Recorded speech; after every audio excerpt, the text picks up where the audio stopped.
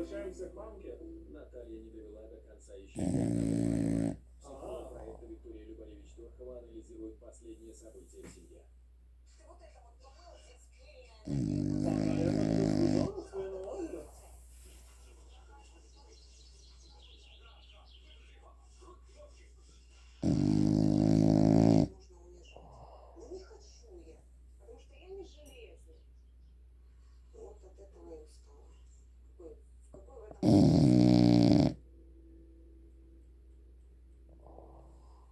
Думаю, щелбок любимый, да.